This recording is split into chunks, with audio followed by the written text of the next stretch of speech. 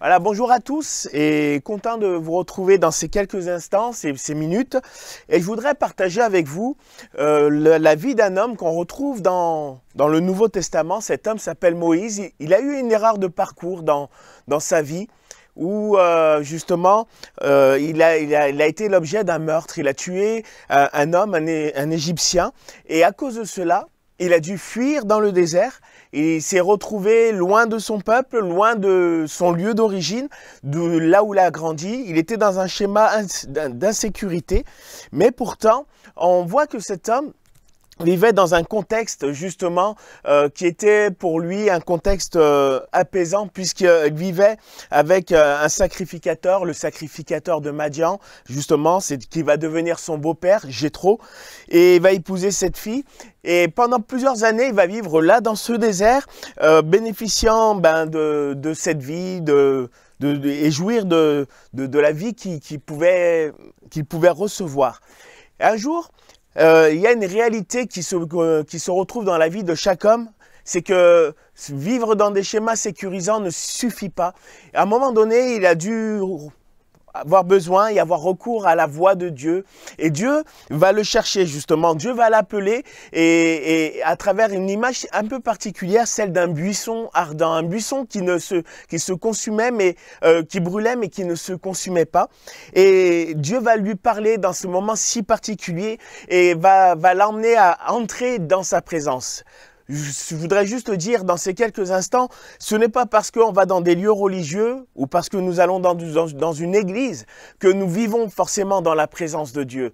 Et là, Dieu va appeler Moïse à entrer dans sa présence et il va lui parler. C'est ce message que je voudrais partager avec vous parce que tout comme Moïse, il n'y avait pas que Moïse qui avait besoin de Dieu, mais en amont, quand on regarde encore l'histoire qu'il y avait aussi tout un peuple qui criait, qui priait, et qui criait vers Dieu son malheur et qui cherchait justement un sauveur, qui cherchait la délivrance. Et je crois que cette image nous rappelle le monde actuel, un monde qui souffre, un monde qui crie, un monde qui cherche un secours, mais qui ne sait pas où se trouve ce secours. Et je voudrais vous dire que ce secours, aujourd'hui, nous vient de Dieu.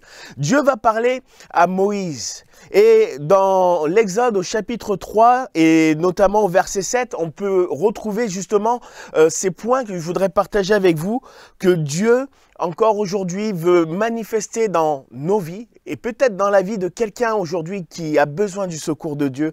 Voici ce que dit Dieu à Moïse. Il dit: « J'ai vu la souffrance de mon peuple qui est en Égypte, et j'ai entendu les cris que lui font pousser ses oppresseurs, car je connais ses douleurs. Je suis descendu pour le délivrer de la main des Égyptiens et pour le faire monter de ce pays dans un bon et vaste pays. Dans un pays où coule le lait et le miel, et dans un lieu où habitent, et il y a toute une liste, les Cananéens, les Hétiens, les Amoréens, je vous épargne de la liste, mais il va mandater justement Moïse pour aller et pour délivrer le peuple.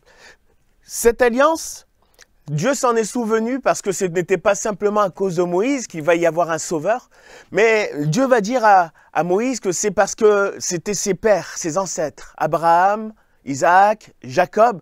C'est à cause de ces hommes-là que Dieu s'est souvenu de son peuple et qu'aujourd'hui, à ce moment-là, justement, il va porter secours au peuple d'Israël.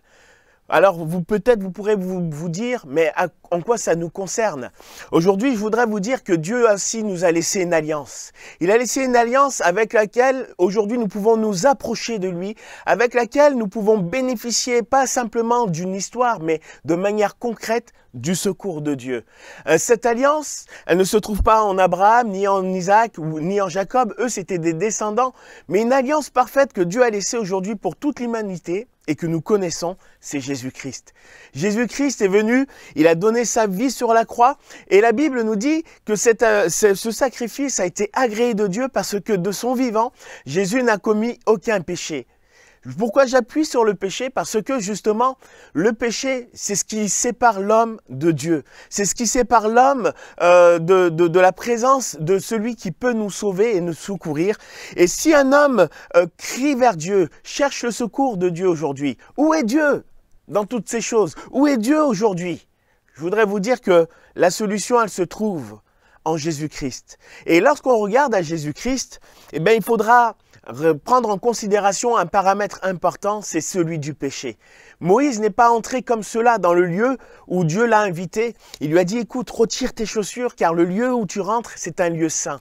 Dieu est saint et c'est à cause de cette sainteté justement qu'aujourd'hui nous sommes séparés de Dieu et que beaucoup de personnes ont l'impression que la présence, voire même la voix de Dieu, que la prière, que lire la Bible, c'est quelque chose d'étranger.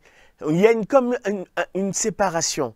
Mais en Jésus-Christ, il y a un moyen qui nous est offert aujourd'hui pour pouvoir retrouver ce contact, cette communication.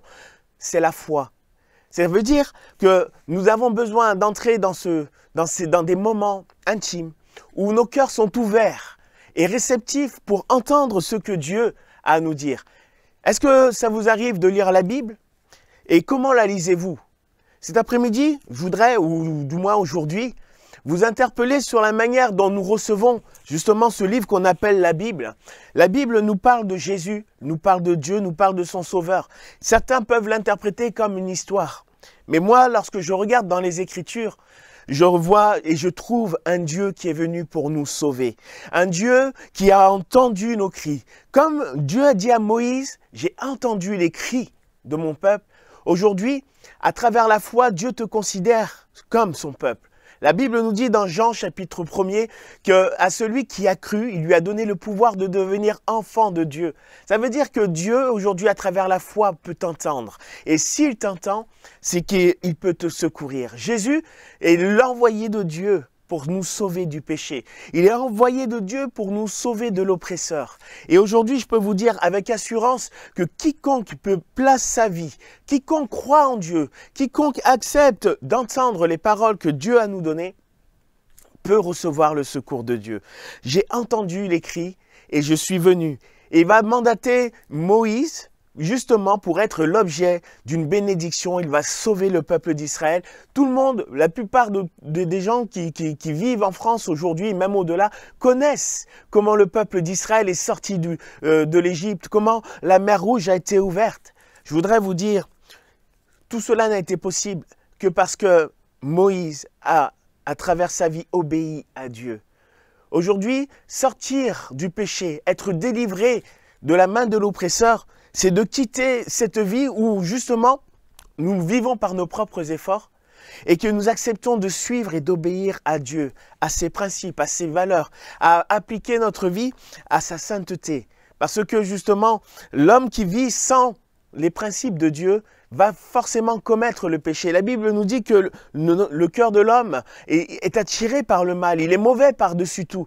Mais Dieu veut nous détourner de cet objectif. Parce que le salaire du péché, c'est la mort. Mais le don gratuit de Dieu en Jésus-Christ, c'est la vie et la vie en abondance. Alors, je voudrais vous laisser ces quelques paroles et vous dire que si Dieu a été capable en son temps de délivrer le peuple d'Israël de la servitude de Pharaon à travers un homme, Moïse, qui avait commis pas mal de péchés à ce moment-là, il avait du sang sur les mains.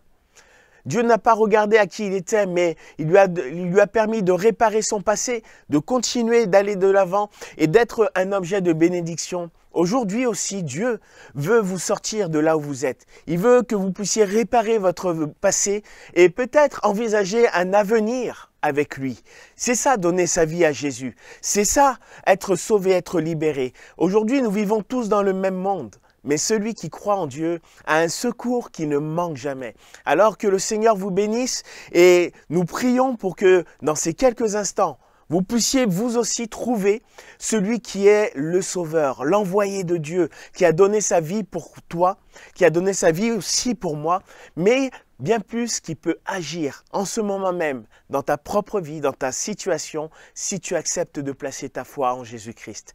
Alors, si vous le permettez, nous allons prier quelques instants et nous allons demander si vous le croyez. Que le Seigneur puisse venir à votre secours. Il entend votre cri, il entend votre détresse, il n'est pas loin, Dieu est vivant. Mais aujourd'hui, il peut venir pour toi, dans ta vie à ce moment même. Alors pendant ce temps de prière, je voudrais peut-être vous inviter à fermer les yeux et à demander l'aide de Dieu. Seigneur, nous te remercions parce que tu es un Dieu vivant.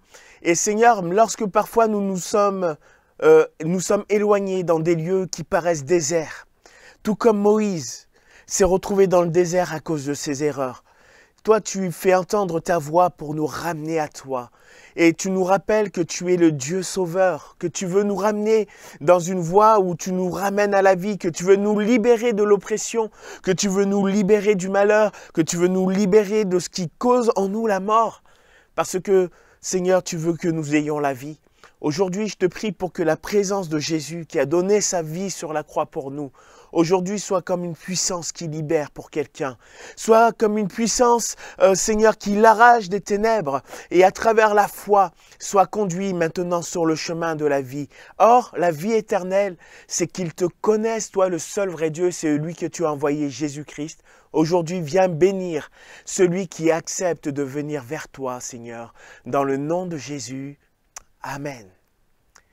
Voilà, nous étions heureux de partager ces quelques instants et je vous invite vraiment à peut-être vous abonner à cette chaîne. Vous avez la possibilité aussi de suivre d'autres vidéos sur cette même chaîne. Alors n'hésitez pas, continuez, suivez-nous, suivez cette chaîne et nous croyons vraiment que le Seigneur va vous bénir à travers cela. Je vous dis à bientôt.